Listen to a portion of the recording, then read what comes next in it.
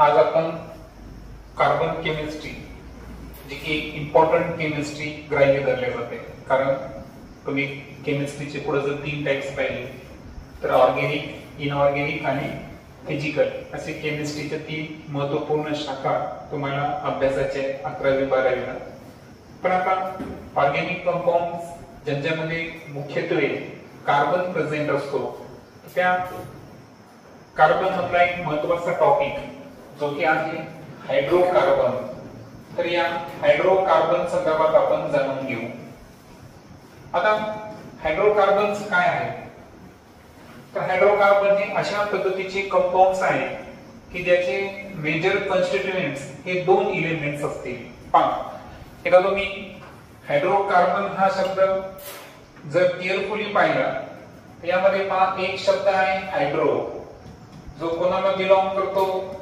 Hydrogen या एलिमेंटला belong करतो. आणि दुसरा जो शब्द आहे तो ऑलरेडी तुम्हाला दिलेला आहे, तो कोणता आहे? कार्बन.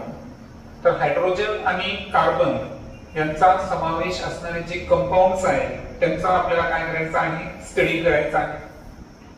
आता कार्बनचं एक वैशिष्ट्य आहे ते आहे कॅटेनेशन पॉवर. आता कॅटेनेशन पॉवर काय आहे? तर कॅटेनेशन पॉवर म्हणजे की कार्बन मध्ये क्षमता आहे की तो अदर एलिमेंट सोबत पण बॉन्ड तयार करतो, मात्र स्वतःच्या ऍटम सोबत सुद्धा काय तयार करतो? तो बॉन्ड तयार करतो. आणि हे बॉन्ड कोव्हॅलेंट टाइपचे बॉन्ड असतात, हे मी तुम्हाला याबद्दल शिकवलेलं आहे. सो कॅटेनेशन प्रॉपर्टी जी आहे ती कार्बनची कशाशी रिलेटेड आहे की कार्बन हा स्वतः सोबत बॉन्ड तयार करून जास्तीत जास्त कंपाऊंड्स काय करतो? फॉर्मेशन करतो. जसं की कार्बन सोबत सिंगल बॉन्ड तयार करतो, डबल बॉन्ड तयार करू शकतो आणि त्यानंतर ट्रिपल बॉन्ड तयार करू शकतो.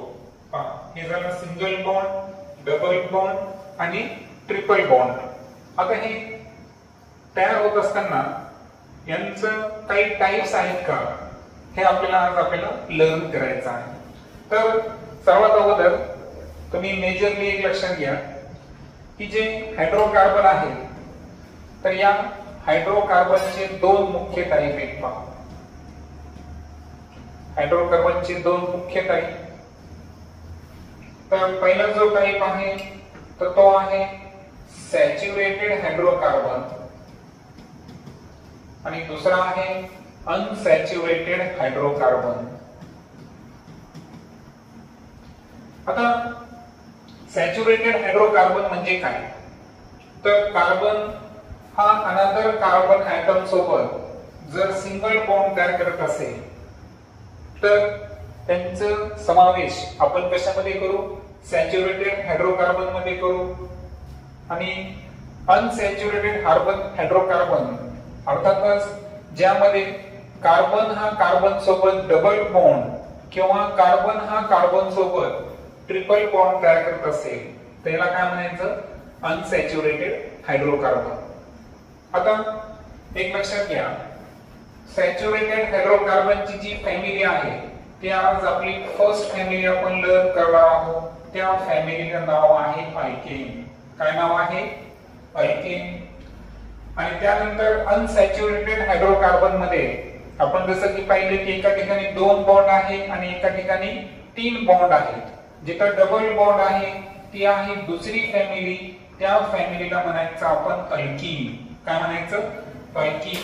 आणि जिथे कार्बन मध्ये 3 बॉन्ड आहेत म्हणजे ट्रिपल बॉन्ड, तर त्याला म्हणायचं alkyne family. Okay, so it is a alkyne family. So लक्षात घ्या, कार्बन मध्ये कोणता बॉन्ड प्रेझेंट असेल? पहा, एक बॉन्ड असेल तर त्याला शब्द काय वापरला मी? Single bond. हा कोव्हॅलेंट बॉन्ड असतो. तर सिंगल बॉन्ड असेल तर ती फॅमिली आहे अल्कीन. डबल बॉन्ड असेल, पहा जिथे 2 बॉन्ड आहे त्याला आपण कसं प्रोनाउन्स करणार? Double bond. 2 बॉन्ड आहेत म्हणून त्या फॅमिलीचं नाव काय आहे? Alkyne family. आणि जिथे ट्रिपल बॉन्ड असेल, 3 बॉन्ड आहे त्यांना इंग्रजीमध्ये आपण काय म्हणू, ट्रिपल बॉन्ड. तर जिथं ट्रिपल बॉन्ड आहे त्या फॅमिलीचं नाव काय आहे, अल्काईल फॅमिली. आता या फॅमिली तुम्हाला सिम्पली लक्षात राहण्यासाठी एक ट्रिक देतो मी तुम्हाला, किंवा त्यांचे फॉर्म्युले आपण लक्षात घेऊ. सर्वात अगोदर पहिली फॅमिली आपण लर्न करू. पहिल्या फॅमिलीचं नाव मी सांगितलं होतं तुम्हाला, अल्केन. पहा मी इथं ALK आणि ANE याला थोडं वेगळं लिहितो, तुमच्या पुढे लक्षात येईल की मी वेगळं काय लिहिलं. आता अल्केनचा एक फॉर्म्युला आहे पहा, तो फॉर्म्युला आहे CnH2n+2. आता CnH2n+2 याचा अर्थ काय माहितीये का, की कार्बनची संख्या जर n असेल तर हायड्रोजनची संख्या त्यापेक्षा दुप्पट घ्यायची आणि त्यामध्ये 2 मिळवायचे. ठीक आहे. आता यासाठी तुम्हाला काही प्रिफिक्सेस लक्षात ठेवायचे आहेत. आता मी तुम्हाला प्रिफिक्स हे शिकवणार आहे आणि त्या प्रिफिक्स मध्ये तुम्हाला काय करायचं आहे, कार्बनच्या नंबर वरून तुम्हाला प्रिफिक्स लक्षात ठेवायचे. पहा मी काय म्हणलो तुम्हाला, की नंबर ऑफ कार्बन ॲटम, आणि त्याला प्रिफिक्स का वापरायचा याचा एक चार्ट मी तुम्हाला देणार आहे, तो चार्ट तुम्ही लक्षात ठेवायचा. पहा एकच कार्बन जर असेल तर तुम्हाला प्रिफिक्स वापरायचा आहे METH. 2 कार्बन असेल तर प्रिफिक्स वापरायचा ETH. 3 कार्बन असेल तर PROP. 4 कार्बन असेल BUT. 5 असेल तर पेंट PENT. 6 असेल तर हेक्स. 7 असतील तर हेक्ट आणि 8 असतील तर ऑक्ट. म्हणजे दिलेल्या कंपाऊंड मध्ये कार्बनची संख्या किती आहे त्यावरून त्याला काही प्रिफिक्सेस आहे. प्रिफिक्सेस म्हणजे कंपाऊंडच्या नावाच्या अगोदरचा भाग. जसं की मला सांगा, एक कार्बन असेल तर तुम्ही काय वापरणार, METH.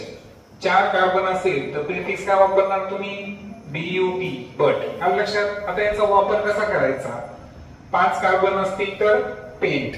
आता याचा वापर मी तुम्हाला शिकवतो. तर त्या अगोदर तुम्ही समजून घ्या सफिक्स. पहा प्रिफिक्स आपण समजून घेतलं. प्रिफिक्स आणि सफिक्स याच्यातला फरक माहिती आहे तुम्हाला. प्रिफिक्स म्हणजे शब्दाच्या सुरुवातीला जे लागतं आणि सफिक्स म्हणजे शब्दाच्या शेवटी जे लागतं, बरोबर. आता आपण जे नॉमेनक्लेचर शिकायलो ना, हे नॉमेनक्लेचर कोणी डिसाइड केलंय बरं, IUPAC. IUPAC म्हणजे international union for pure and applied chemistry. यांनी कंपाऊंड्सला नॉमेनक्लेचर कसं करायचं, त्यांचं नाव कसं लिहायचं एक पद्धत सांगितलेली आहे. त्या पद्धत आपण आज समजून गेलो. त्यामध्ये आपण अगोदर काय समजून घेतलं, प्रिफिक्स कसं वापरायचं. आता सफिक्स काय आहे तर लक्षात घ्या, जर कार्बनची संख्या आणि हायड्रोजनची संख्या यांची तुलना करायची, हायड्रोजनची संख्या कार्बनच्या संख्येपेक्षा दुप्पट आणि त्यापेक्षा कितीने जास्त आहे, 2 ने जास्त आहे, तर ती फॅमिली कोणती असते, अल्केन फॅमिली. अल्केन फॅमिलीचं दुसरं वैशिष्ट्य म्हणजे त्या ठिकाणी प्रत्येक ठिकाणी कार्बन कार्बन मध्ये तुम्हाला किती बॉन्ड दिसेल, एकच बॉन्ड दिसेल. आणि एक बॉन्डला मी कोणता शब्द वापरला होता, सिंगल बॉन्ड. म्हणजे दिलेल्या स्ट्रक्चर मध्ये कार्बन कार्बन मध्ये कुठेही जर पाहिलं आपण सुरुवातीपासून शेवटपर्यंत जर एकच बॉन्ड असेल म्हणजे सिंगल बॉन्ड जर असेल तर ती फॅमिली कोणती असते, अल्केन फॅमिली. आणि त्यामध्ये आपल्याला जो सफिक्स वापरायचा आहे तो काय वापरायचा आहे, ANE. कारण पहा अल्केन मध्ये शेवटी कोणता शब्द आलेला आहे, ANE आलेला आहे का, तो आपल्याला काय करायचा आहे, सफिक्स म्हणून वापरायचा आहे. ओके. आता हे तुमच्या लक्षात जरी आलं नसेल तर जेव्हा मी ऍक्च्युअल एक्झाम्पल घेईल ना तेव्हा फार सोपं आहे. पहा जसं की पहा आता आपण प्रत्यक्ष एक्झाम्पल घेऊ.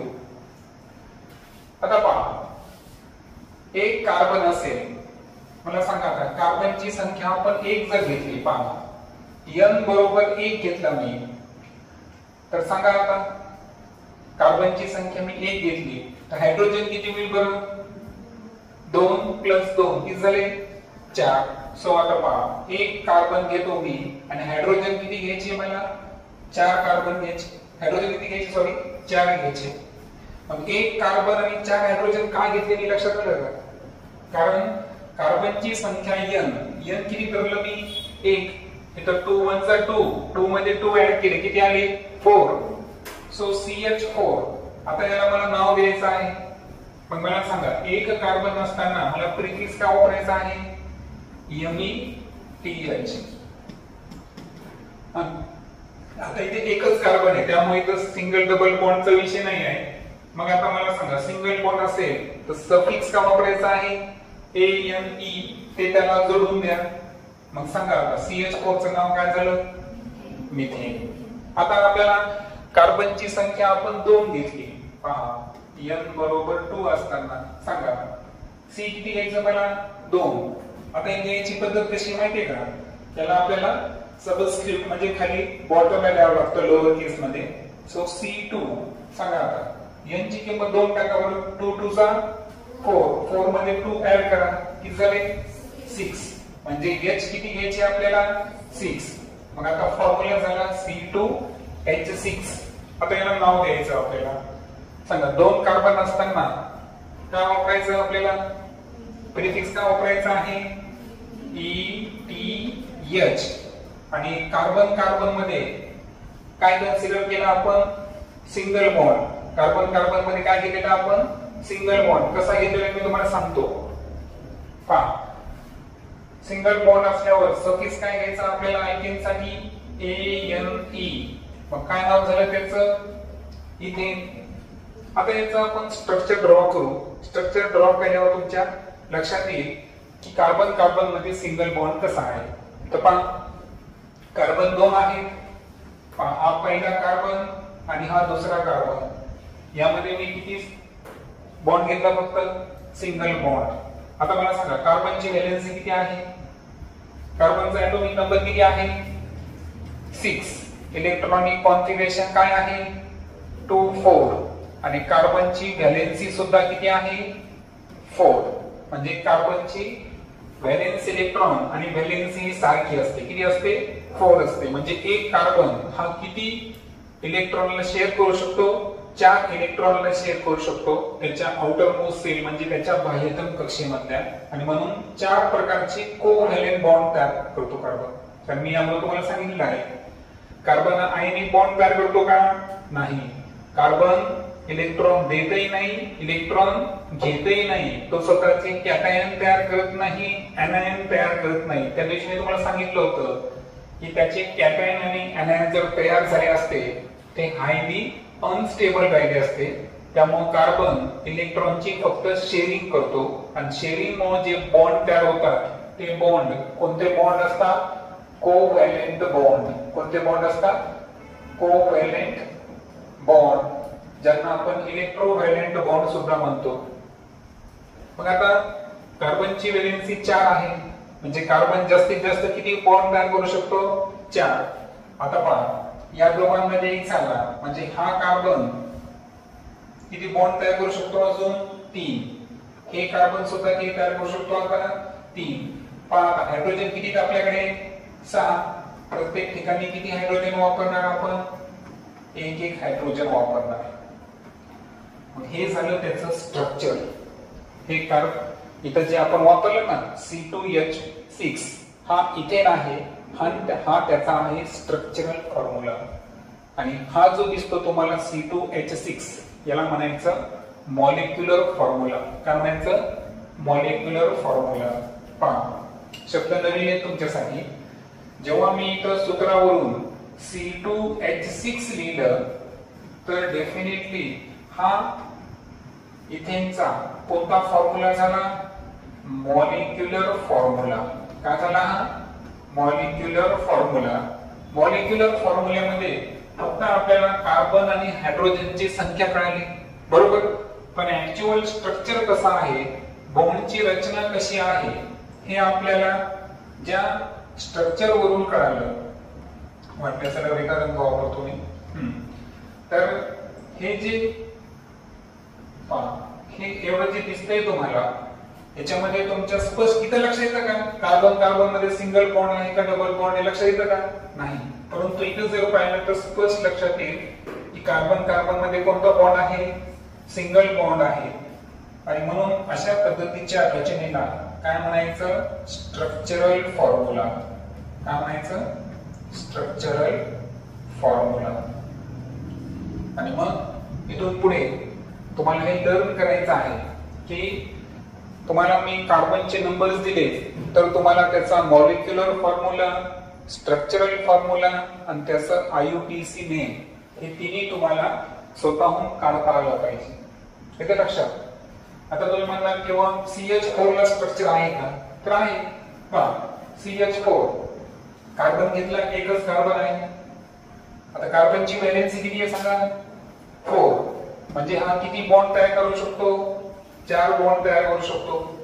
4 बॉन्ड साठी किती हायड्रोजन अवेलेबल आहे, सध्या 4 हायड्रोजन अवेलेबल आहेत. मग इथे एक हायड्रोजन, इथे एक हायड्रोजन, इथे एक आणि इथे एक.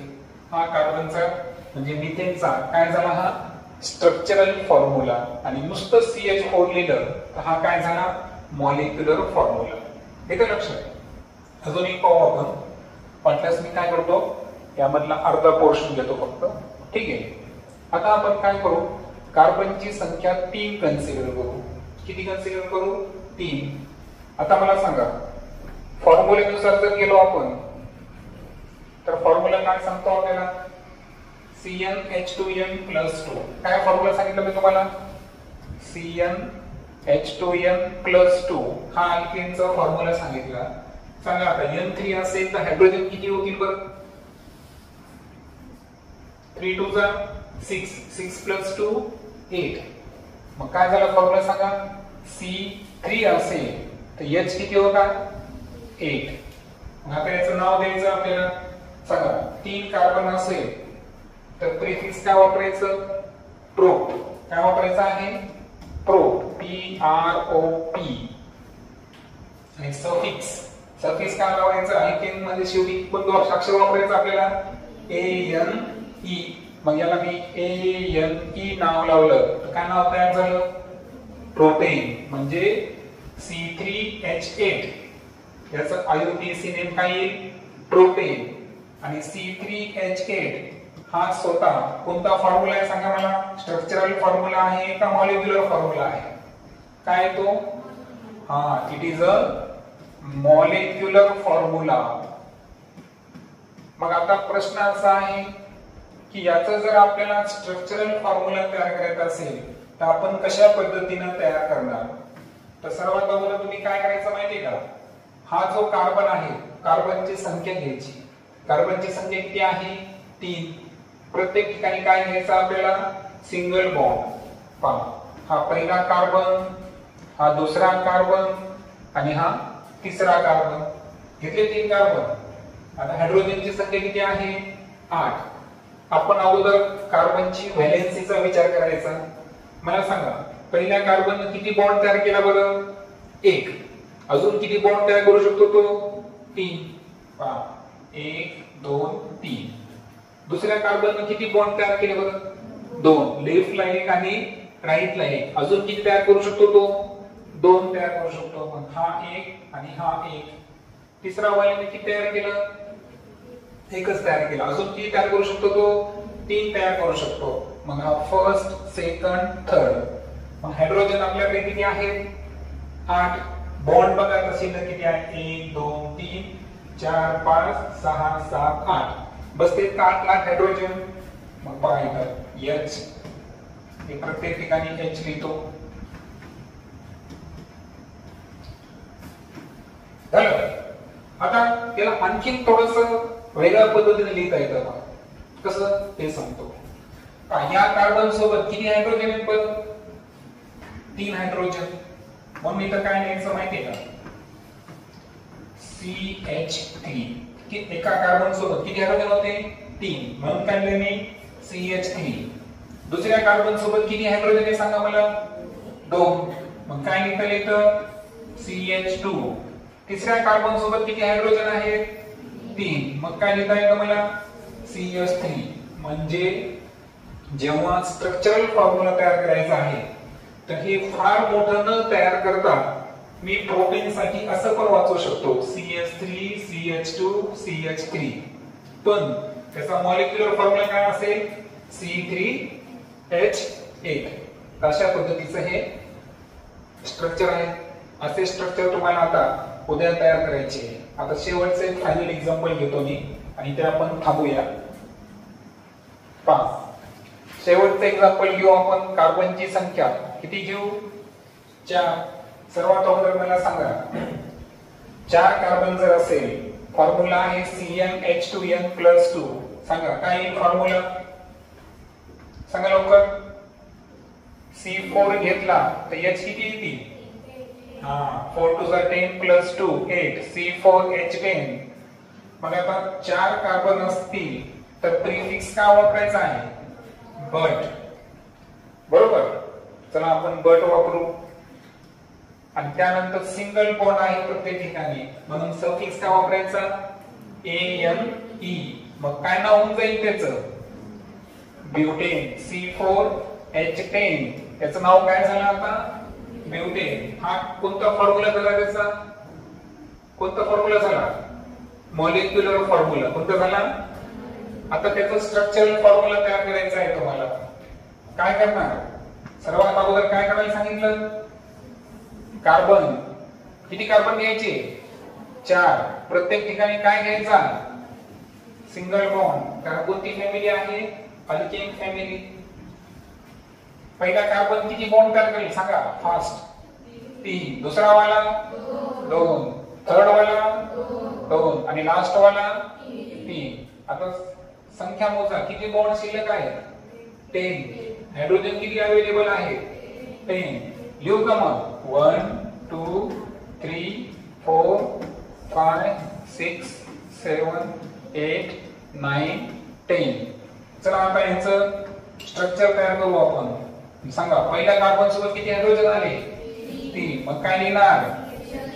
CH3. पुढे CH2. पुढे CH2. पुढे CH3. आणि याचं नाव काय आहे? ब्युटेन. काय आहे? ब्युटेन. अशा पद्धतीचं हे IUPAC नॉमेनक्लेचर. आता पहा मी 1 2 3 आणि 4 कार्बन पर्यंत घेतलं. उद्या तुम्हाला नंबर ऑफ कार्बन किती घ्यायचे? 5 6 7 8. त्यामध्ये तुम्हाला काय काय लिहून आणायचं आहे? त्याचा मॉलिक्युलर फॉर्म्युला, त्याचा IUPAC नेम, त्यानंतर त्याचे स्ट्रक्चरल फॉर्म्युला. 2 पद्धतीचे, वरच्या पद्धतीनं पण आणि खालच्या पद्धतीनं पण. अशा पद्धतीचं हे आज फक्त आपण अल्केन फॅमिली पाहिली. नेक्स्ट लेक्चर मध्ये आपल्याला अल्कीन आणि अल्काइन, ज्यांना आपण अनसॅच्युरेटेड हायड्रोकार्बन म्हणतो, ज्यामध्ये डबल किंवा ट्रिपल बॉन्ड असते, ते आपण लर्न करणार आहोत. ओके.